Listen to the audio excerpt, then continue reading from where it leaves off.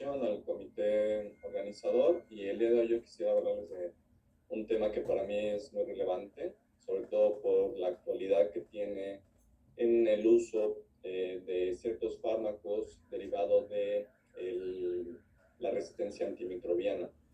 Y hay dos familias de antibióticos que hay que saber muy bien utilizar, que son las cefalosporinas y quinolonas, sobre todo en infecciones del tracto respiratorio, y que es lo que el día de hoy quisiera yo comentarles.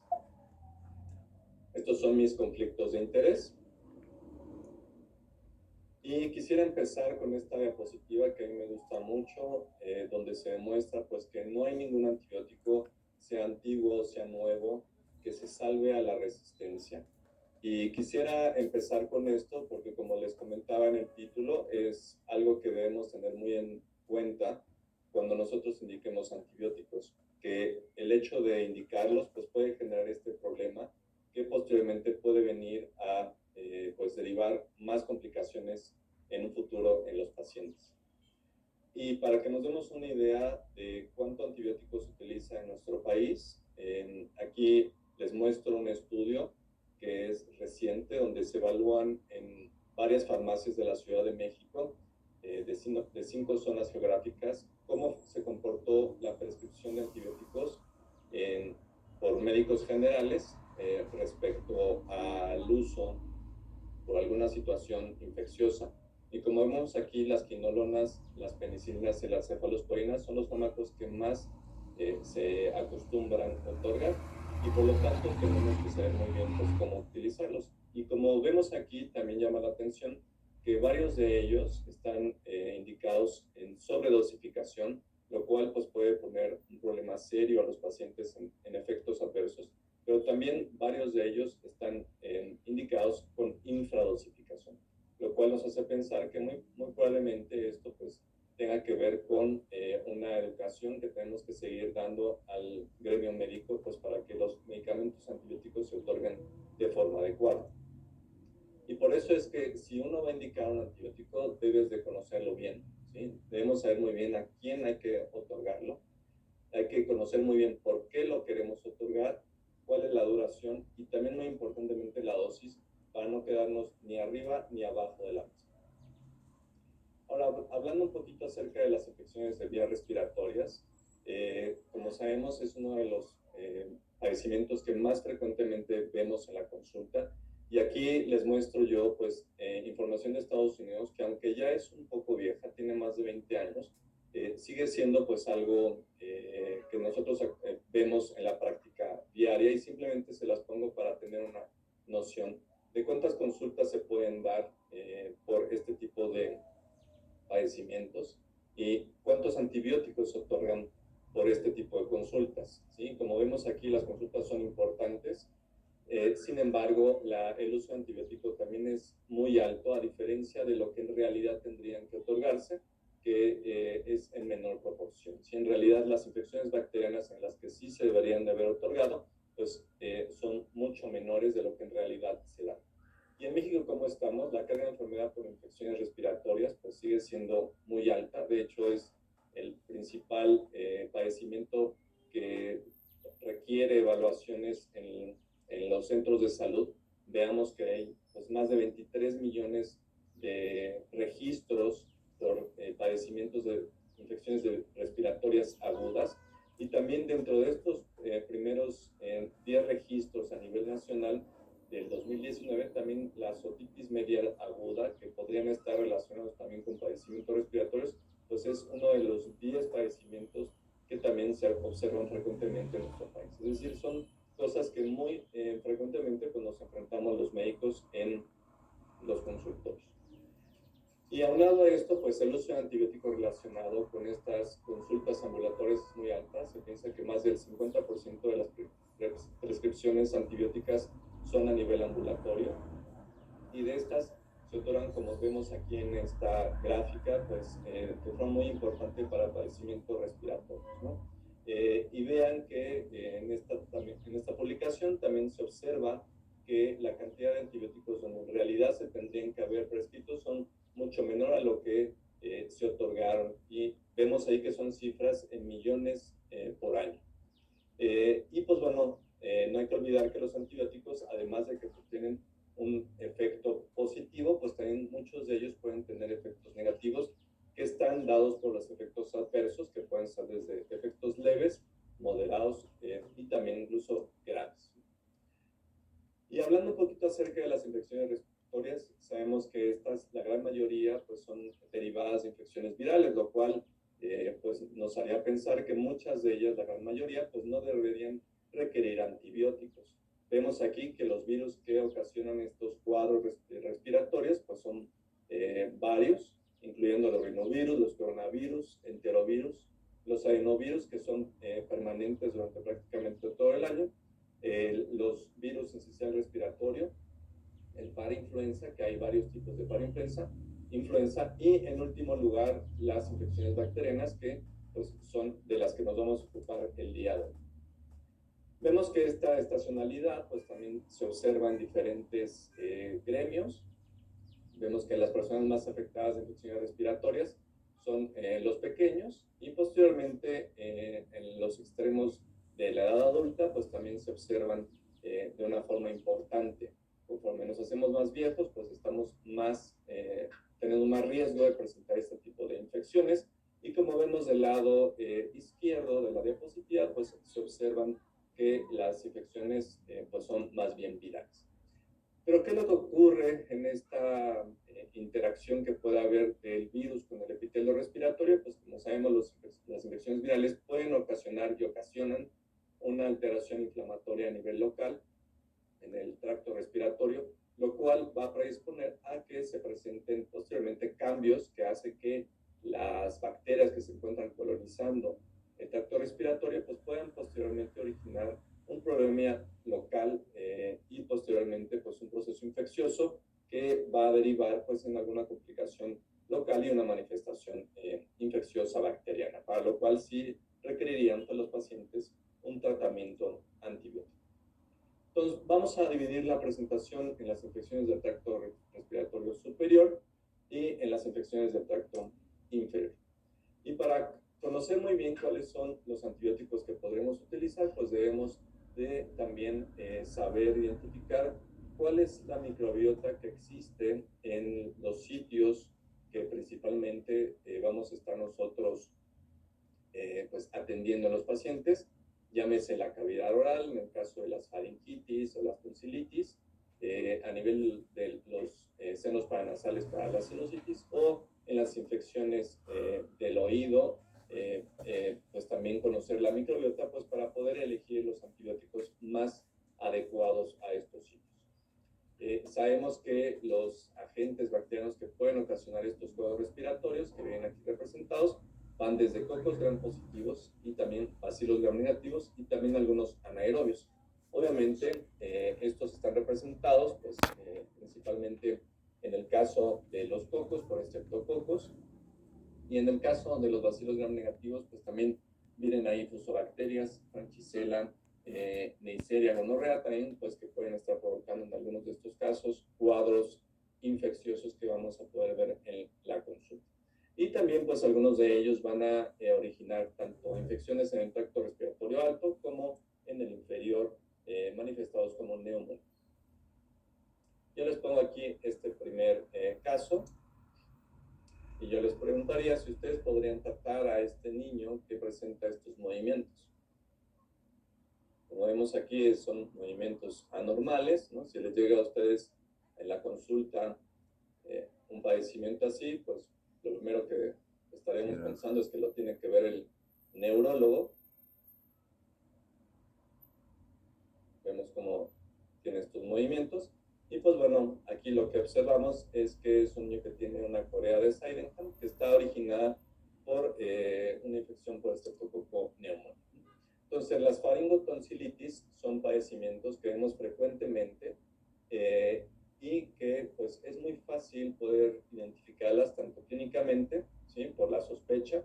Sin embargo, en la actualidad pues también lo que se trata de hacer es realizar lo más objetivo los padecimientos infecciosos, y objetivo me refiero a que tratemos de llevar a cabo pues la identificación correcta por esta situación que les digo, de identificar a los cuadros infecciosos y otorgar el tratamiento adecuado.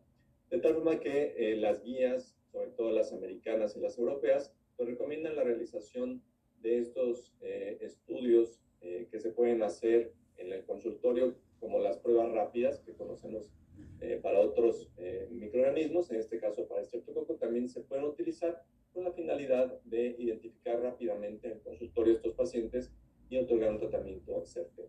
Bueno, y como vemos aquí, el Streptococcus pyogenes afecta principalmente en edades jóvenes y pues también se observa en algunas personas adultas, y esto es muy probablemente por la interacción que tienen con los niños.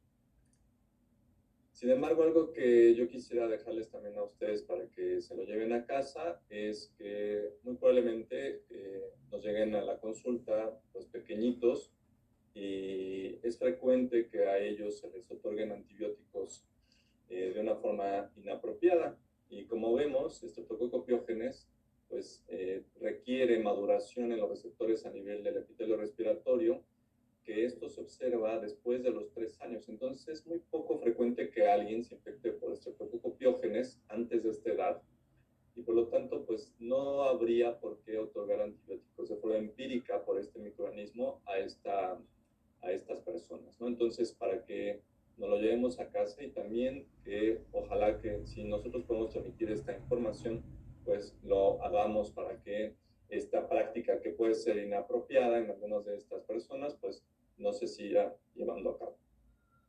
Y el otro punto importante es que afortunadamente no hay resistencia a penicilina para Streptococcus pyogenes, que como vemos es uno de los principales microorganismos causantes de infecciones a nivel faríngea, y que por lo tanto pues sigue siendo una de las principales opciones terapéuticas para estos padecimientos.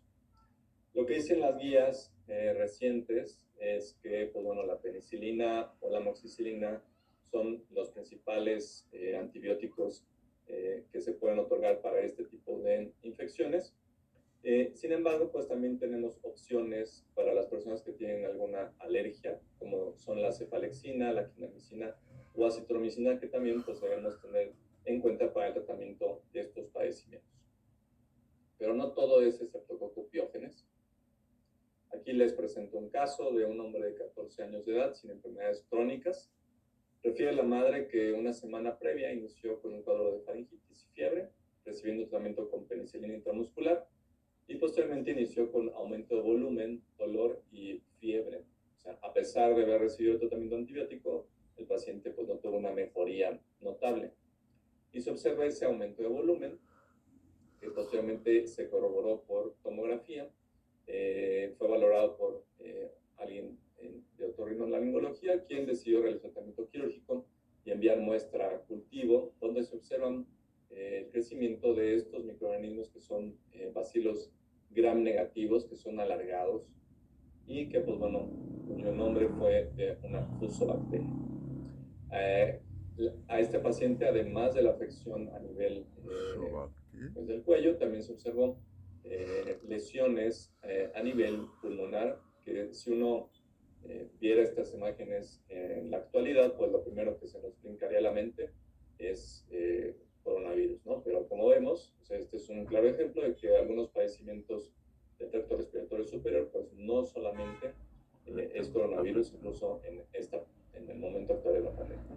Entonces yo les preguntaría a ustedes cuál es el tratamiento que indicarían, simplemente como un ejercicio de los 5 que tenemos aquí descritos, pues por este tipo de padecimientos que pueden a veces complicar una infección respiratoria en un paciente joven. Pues lo importante, después de alguien que ya haya recibido tratamiento antibiótico con penicilina, pues es pensar en algún otro microorganismo. Entonces, ese es uno de los puntos claves, ¿no? Y aquí la recomendación sería dar ceftriaxona con clindamicina. ¿Por qué?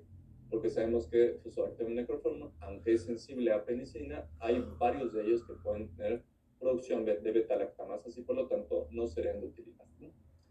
Este tipo de microorganismos pueden originar este padecimiento que se llama síndrome de Lemming, que muy bueno, ustedes conocen perfectamente, que afecta pues afortunadamente a un número de población pues no tan alta, 3.6 casos por millón de habitantes. Sin embargo, pues bueno, debemos tenerlo en mente siempre, y Fusobacterium necrophorum es el principal agente asociado. Sin embargo, hay otros microorganismos como Fusobacterium nucleatum, incluso Staphylococcus aureus o Bacillus circulans, que pueden ocasionar este tipo de padecimientos. Y aunque las infecciones de la cavidad oral, como faringias, pueden asociarse a este padecimiento, también se han descrito otras infecciones, como por ejemplo infecciones a nivel dental o del oído, que pueden originar también este tipo de complicaciones. Ahora también quisiera abordar otro tema que ustedes muy probablemente tengan mucho expertise, y quisiera que ustedes hagan el ejercicio al ver esta fotografía. ¿Cuál es el diagnóstico que ustedes pensarían en este caso? Si ustedes observan esta fotografía, ¿qué pensarían? Pues bueno, obviamente no tenemos más información ahorita, simplemente la fotografía, y por este padecimiento, pues la respuesta sería Neisseria gonorrhoeae. Y les coloco este cuadro y esta fotografía porque es algo que frecuentemente podemos nosotros estar viendo, porque como ustedes saben, es un padecimiento que es cada vez más frecuente por la pandemia de VIH, ¿no? Y esto es debido a que pues, ha habido un incremento importante en la incidencia de hasta más de un 200% en los últimos 20 años derivado de esta pandemia. Se considera que gonorrea es la segunda infección de transmisión sexual de origen bacteriano a nivel mundial, y pues su comportamiento a nivel mundial pues varía de continente a continente. Vemos que en América pues hay una muy buena cantidad de casos anuales que se pues diagnostican, más de 8 millones en hombres y 5 millones en mujeres, lo cual pues hace que este padecimiento sea un poco complejo de que se pueda erradicar. Por lo tanto, debemos de tenerlo en mente, y pues no solamente afecta a nivel genital, sino también a nivel faríngeo. Vemos que las personas que están pues más afectadas son los hombres que tienen sexo con hombres. Sin embargo, las mujeres heterosexuales y los hombres heterosexuales pues también pueden tener cultivos pues, positivos, ¿no? Y de estos cultivos positivos, algo importante es que hasta el 40% provienen de cultivos faringios. Entonces, con esto les doy yo a ustedes la pauta pues para pensar en este microorganismo cuando ustedes vean una exudado faríngeo. Desafortunadamente, uno de los problemas importantes que tenemos los infectólogos con este microorganismo es la resistencia a antibióticos. ¿Por qué? Porque los fármacos que son cómodos para utilizar y que son de vía oral, pues son los que desafortunadamente tienen resistencia, como es la citromicina, que vemos aquí, pues la resistencia a nivel mundial de forma importante. Pero vean también ciprofloxacino, que es también algo cómodo y que anteriormente se otorgaba para este padecimiento, es algo que desafortunadamente ha tenido cada vez más resistencia para las neiserias. Y ceftriaxona, que es un medicamento potente, pues desafortunadamente también hay algunos sitios donde se han descrito pues, resistencias, incluso, por ejemplo, en China, alarmantes, ¿no? Entonces, la forma de diagnosticarlo, pues solamente es pensando en esto y solicitando los cultivos, que son de las cosas accesibles que podemos tener, y también los estudios de biología molecular, que como vemos aquí, pues la sensibilidad y especificidad son muy, muy buenas, ¿no? Entonces, si nosotros quisiéramos corroborar el diagnóstico, pues hay que o solicitar el cultivo y especificar lo que estamos buscando, o bien los estudios de biología molecular, que están abreviados como NAT, que a pesar de que ya son accesibles en México, pues desafortunadamente son caros. El tratamiento actual para este tipo de padecimientos a nivel faríngeo, pues es igual que a nivel genitourinario, es ceftriaxona más acitromicina, y esto es derivado a la posibilidad de que en algunos sitios pueda haber resistencia a las cefalosporinas, ¿no? O bien ceftriaxona, que también se ha descrito como algo adecuado. Desafortunadamente en México no tenemos en la actualidad mucha información acerca de la resistencia a cefalosporinas, por eso es que no estaría pues inadecuado dar doble tratamiento. Y en el caso de la alergia a las penicilinas, pues podría utilizarse, dependiendo de la epidemiología, pues ciprofloxacino o bien gentamicina con acitromicina. Se han hecho evaluaciones de si dar uno o dos tratamientos, es decir, combinado con acitromicina, es adecuado. Y este es un estudio de Japón donde se evalúa pues, cuál es el resultado en cuanto al éxito terapéutico para las infecciones faringias o rectales por gonorrea, y pues vemos que para las infecciones con monoterapia fue buena, y también para las biterapia fue adecuada. No hubo una significancia estadística en cuanto a la diferencia.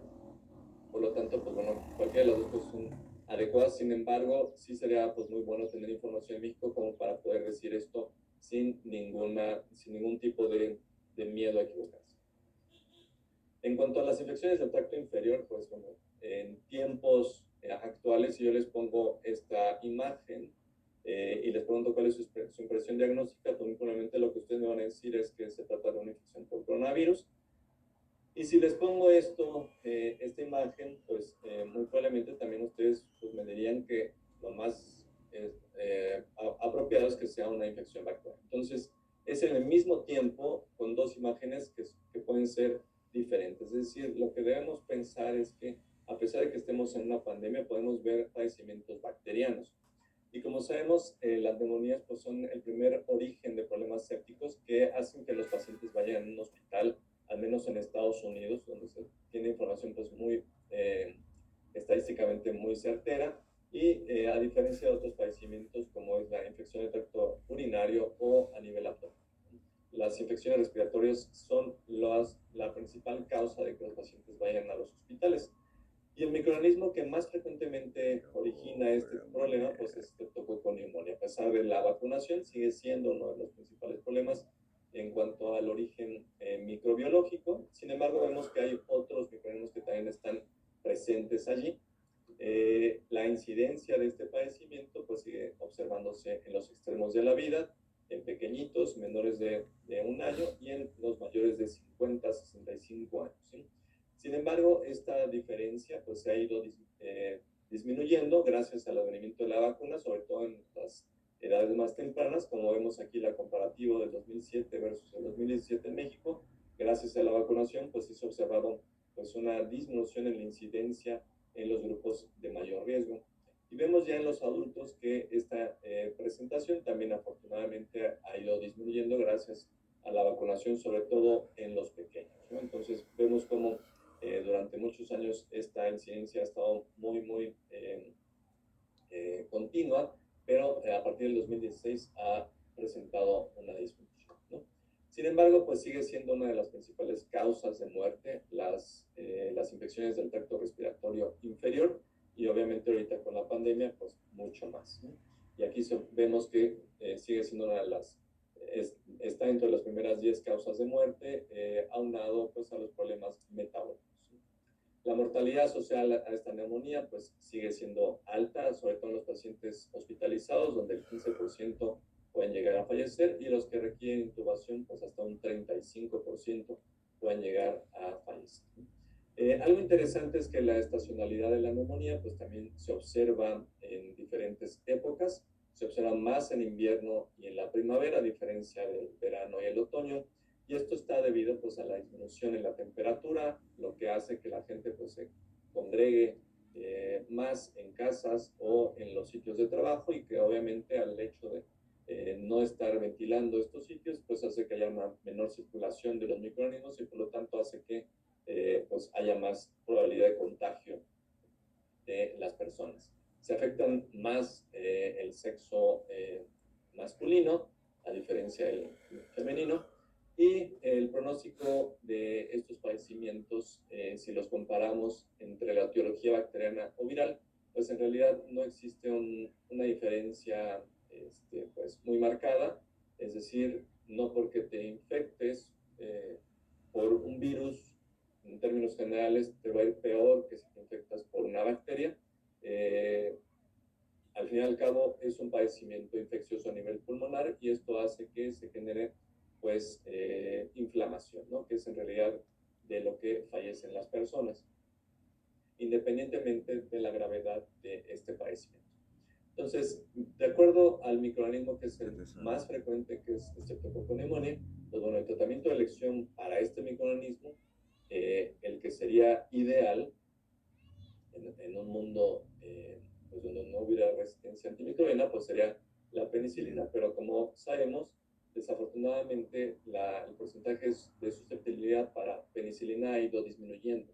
En México, vean, se ha descrito hasta casi un 50% de resistencia, por lo que es un volado otorgar ese tratamiento a la ligera, pues para alguien que tenga un cuadro neumónico. Sin embargo, Streptococcus pneumoniae pues no es el único microorganismo, como ya dijimos, que se asocia a estos padecimientos, y hay que pensar en otros. Aquí les pongo pues otros microorganismos, tanto virales como bacterianos, y algunos de ellos que son importantes y que pueden estar asociados también a la estacionalidad, es Legionella pneumófila, ¿sí? Que obviamente se observan más en ciertas épocas del año, como son verano y primavera, que es donde tenemos pues, más contacto con el agua, que es uno de los factores de riesgo para este tipo de microorganismos.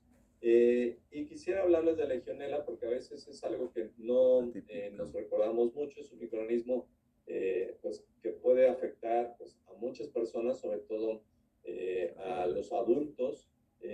Es difícil de diagnosticar por cultivos, se requieren cultivos especiales, como es este que es el agar Legionella, y que tiene una capacidad de evadir al sistema inmunológico de forma importante, por lo que hace que este microorganismo pues, desencadene una respuesta inflamatoria evidente en los pacientes que se llegan a infectar, y obviamente esto hace que se propague la infección a toda la economía y sobre todo a nivel sistémico.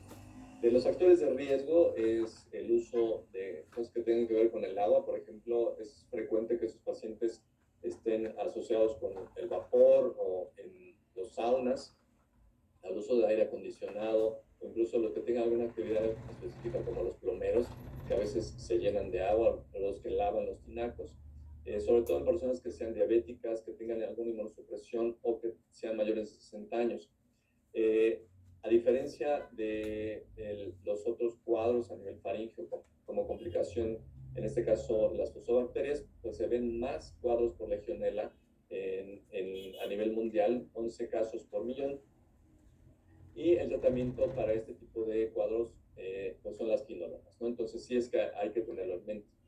En general, para el tratamiento antibacteriano para la neumonía, pues sabemos que hay varias opciones, y una de las cosas importantes es que hay que otorgarlo prontamente. Se ha visto que en aquellos casos donde hay una infección grave, en este caso una neumonía grave, donde se tarda el tratamiento en otorgarse, pues, y que el paciente progresa a choque séptico, esto puede originar muerte, ¿no? Como vemos aquí en esta gráfica, que entre más te tardes en otorgar el tratamiento, pues más probabilidad de choque séptico y obviamente muerte, ¿no? Y aquí se observan números como con cada hora pues incrementa el riesgo hasta 2 veces más en los que se tardan hasta 6 horas. El tratamiento ambulatorio para aquellos pacientes que no tienen comorbilidades y que no tienen riesgo de estafilococo resistente a oxacilina o pseudomonas, pues es alguna penicilina, con este caso como amoxicilina, o incluso doxiciclina o algún macrólido. Y en aquellos casos donde haya alguna comorbilidad, pues se requiere algún tratamiento combinado, como es amoxicilina con ácido clavulánico, o bien alguna cefalosporina con algún macrólido o doxiciclina, o bien monoterapia con fluoroquinolona respiratoria, sin olvidar el riesgo que pueden tener estas moléculas para complicación con clostridioides. Y en aquellos pacientes que requieran hospitalización, que es una neumonía no severa, se puede otorgar tratamiento con un betalactámico, por ejemplo, cefalosporina, cefotaxima o ceftarolina, más un macrólido, o bien fluoroquinolona, en este caso amoxifloxacino o levofloxacino. Y en aquellos casos severos, pues siempre se recomienda dar un tratamiento biterápico con betalactámico o macrólido, o bien betalactámico con fluoroquinolona por el riesgo de Legionella pneumófila. Entonces, recordar estos cuadros pues, para tenerlos en mente. También no olvidar que las guías pues, recomiendan dar tratamiento por 7 días y que incluso se han reducido estos tratamientos en la actualidad con la finalidad de otorgar tratamientos acortados y evitar la resistencia antimicrobiana. Como conclusiones, pues sabemos que las infecciones del tracto respiratorio son muy frecuentes. Existen múltiples microorganismos que pueden otorgar diferentes cuadros y por lo tanto para cada cuadro pues hay que elegir el mejor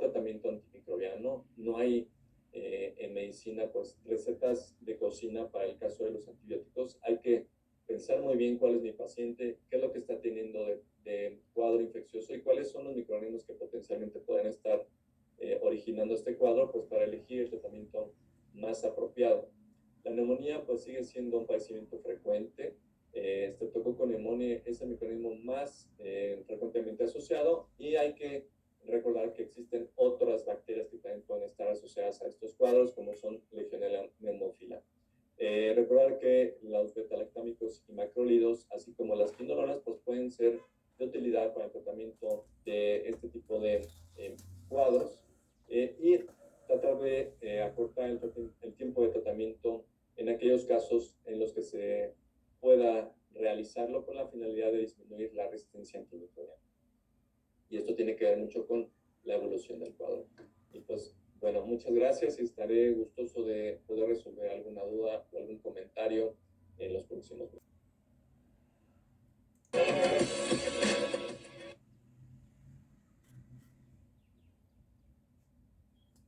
Muy buenas tardes.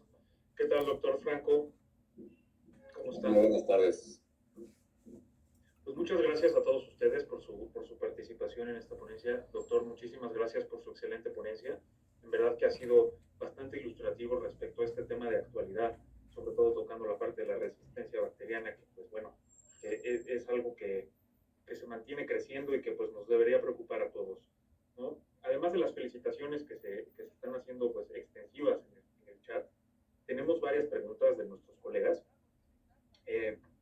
Nos preguntan por aquí, ¿cuál es la sensibilidad y especificidad de las pruebas rápidas? Ok, sí, gracias. En referente a las pruebas rápidas para Streptococcus que mencioné en la plática, son pruebas que son muy útiles, sobre todo pues a nivel del consultorio, y la sensibilidad no es tan baja, en realidad es alta, tiene un 85% aproximadamente de sensibilidad, y la especificidad, que es lo más importante, es casi del 100%, se ha reportado hasta un 97%. Entonces, ¿esto cómo lo podemos interpretar? Que pues si una prueba de esta sale negativo, lo más probable es que no tenga estreptococo y así podríamos pues estar más o menos seguros de que ese paciente pues no requiere tratamiento, ¿sí? Muchas gracias, doctor. También nos preguntan, ¿qué tan frecuente es que los pacientes alérgicos a la penicilina sean también alérgicos a otros medicamentos betalactámicos? Bueno, este es un punto importante. Yo creo que sí hay que aclarar que para poder definir que alguien sea alérgico a la penicilina, pues sí hay que saber un poquito cómo se manifestó esa supuesta alergia. ¿Por qué? Porque muchas veces la alergia, como la comentan los pacientes, pues es una dermatosis nada más y no cumple pues los criterios de broncoespasmo, angioedema, ¿no? Que todos conocemos y que muchas veces los pacientes, porque tienen algún efecto adverso, supongamos diarrea, pues ya lo consideran como algo alérgico, ¿no? Entonces, algunos medicamentos, y me puedo atrever a decir que casi la gran mayoría de ellos, cuando se dan por vía oral, pues pueden llegar a tener alguna manifestación gastrointestinal y eso algunos pacientes lo pueden considerar como alérgico, ¿no? Entonces, en el dado caso de que alguien sí cumpla con los criterios de una alergia farmacológica a betalactámicos, es poco frecuente que haya una reacción cruzada con otra familia de antibióticos. En el caso de más betalactámicos sí podría ocurrir, sobre todo en cefalosporinos, ¿no? Entonces, solo para tener eso en cuenta, pero sí habría, y yo sugiero mucho, pues que confirmar esta supuesta alergia, porque si no, vamos a acabar usando combinaciones farmacológicas o algún otro fármaco que tal vez no es el más idóneo para los casos específicos de vías respiratorias. Muchas gracias, doctor. Y también nos preguntan, ¿cuál sería la quinolona de elección para el manejo de la neumonía? Pues, mira, también es una pregunta, pues, a veces compleja de responder, ¿no? Porque como tal una neumonía, una quinolona perfecta, pues no existe, ¿no? Sabemos en el mercado que hay varias, ¿no? De las opciones que hay, pues está la levofloxacino, el moxifloxacino, que está dirigida a estas dos pues, para patógenos que pueden estar implicados en la vía respiratoria. Los que sí, por ejemplo, no sean pues, muy adecuados sería ciprofloxacino,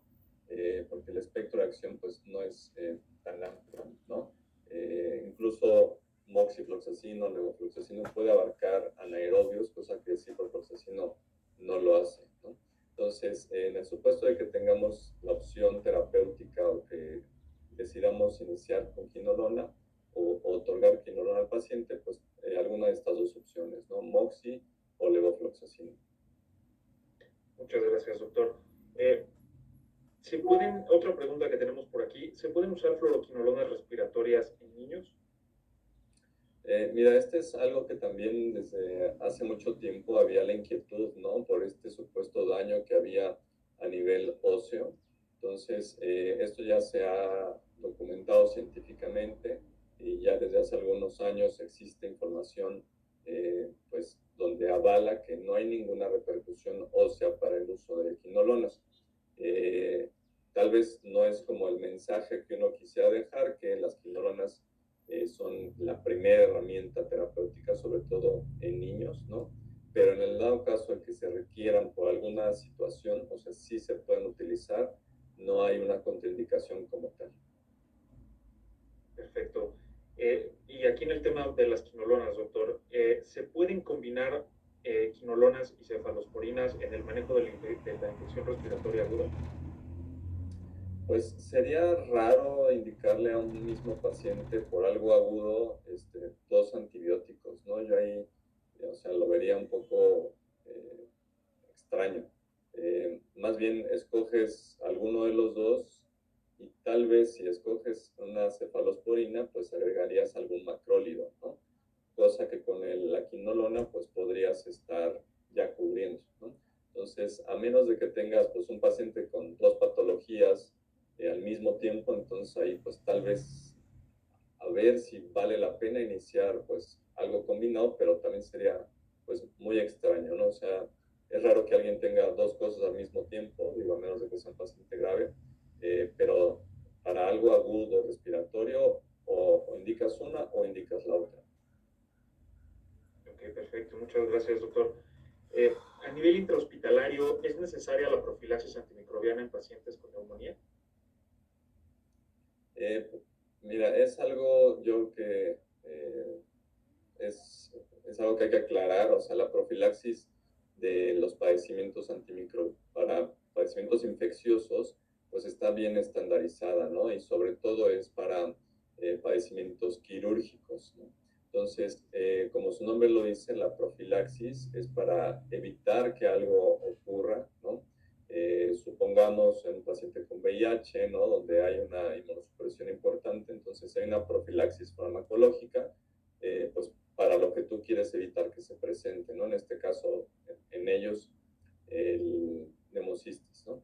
Pero específicamente en pacientes que se hospitalizan por alguna razón, supongamos un procedimiento quirúrgico o bien alguna otra patología, vías urinarias o en embarazadas, etcétera, o sea, no estaría indicado como tal una profilaxis pues para evitar un padecimiento a nivel respiratorio con algún fármaco.